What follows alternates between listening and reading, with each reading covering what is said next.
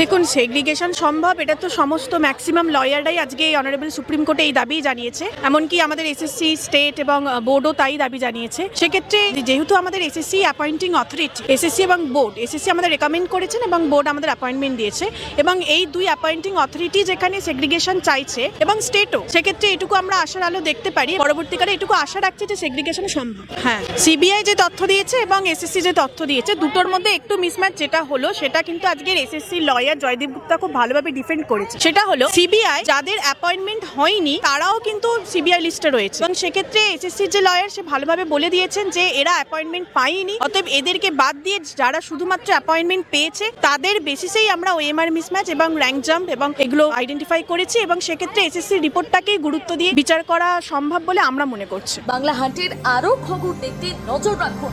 বাংলা খবর মানেই বাংলা হাট।